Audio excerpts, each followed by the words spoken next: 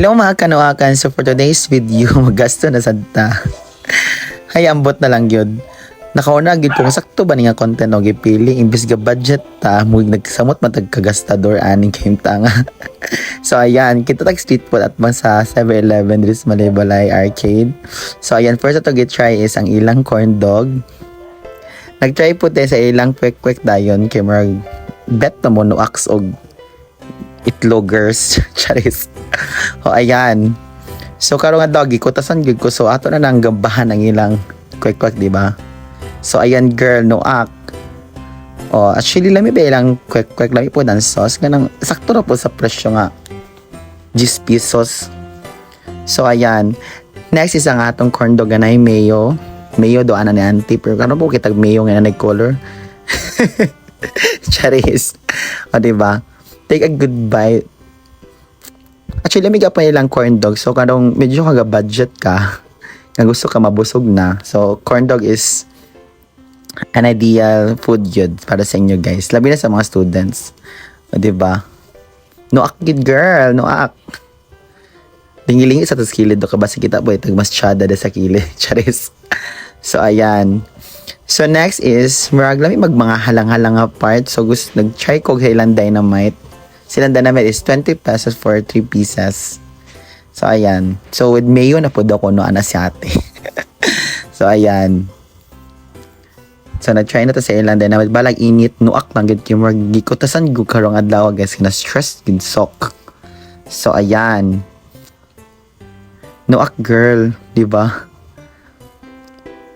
Dami ba pa ilang kuan dynamite? Kaya nasa cheese and meat inside. So, ayan. So, ayan, may panulak na tayo. So, na-try na sa ilang refreshing na buko juice for 10 pesos only. So, sold na. Isa naka-medium size na cup. And actually, sold na siya guys. And, dili siya nakatamis. It's very refreshing. So, ayan, magulat-ulat sa ta. Kaya basi maligsan ta guys. No? Ay, tamo-tabok, diba? So, ayan. Matuta sa guys, ano mo karon kay nagisugo si Mudra sa ato nga ipapalit. Then, napo ko paliton ako personally. So, ayan, it's around 4:30 p.m. So, medyo tagadali kay daghang pataga pamaliton. So, first, manis ata sa bake shop kay mapalit sa tagisugo ni Mudra nga papalit tag pan. So, ayan. So, nakita mi sa akong high school classmate. Hello, Mang! So, every time makita ko siopaw sa guys, si Aps gyud ako madumduman. So, I've decided nga palitan ako sa isa ka siopaw. Kay favorite gid kina niya. So, ayan, mag-pay na tadaan, okay? So, before to mag-proceed sa atong bangga pamaliton, so, makita ko tsada din nga side. Ayan. Nipalit na po ang Joy og isa ka slice nga pizza. So, diba? Gasto na sad. So, ayan, nuak pa girl. Pero in fairness fresh and tasty lang pizza. So, akong gipili nga flavor is ang pepperoni. So, affordable lagi siya guys. And delicious.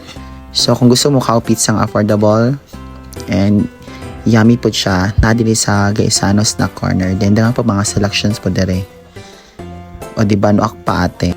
So, syempre, kung mukha ang gita, dapat nagiti panulak, diba?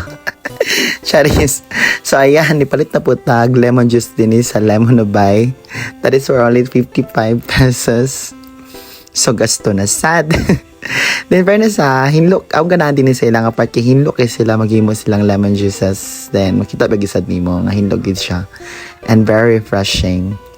So, ako gid pag every time order ko lemon juice din I suggested yun. I requested ko nga kanang less sugar lagi siya. So, ayan. Ani na po ta second floor kay mangita na po tag tsada idudod sa ato mga kapanitang kadilibet na kang hamis, diba? Wala tagyanak ka mga hamis guys. May na lang sa day nga makulang-kulangan ang mga sumpa sa ato mga panit. So ayan, so namili na ta.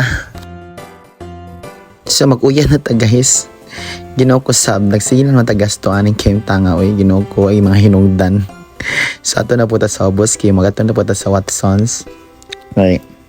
Siyempre, mangita po tag makapagwapa po sa ato. Nisun sa di ta mapagwapa, diba? Mo pa mga alanganin kita mga mga pamanit. Di pa kita kabalo mapagwapa. Merisi na lang yun.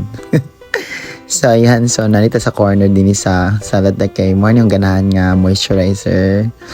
Also, their acne solutions and brightening products guys. Skin brightening products pala. So ayan. So last but na gini, so we're here at the grocery store. Kinanaputi paliton. So pili-pili sa ta very light kay importante sa gid kini sa negosyo ni Budra. Lisod na malimtan, ma-award po yata. So naka-timing kita crowd nga pila kanina kay busy. And that's all for today's video mga kanoakan. So don't forget to like, share, and subscribe. Till next video. Mwah!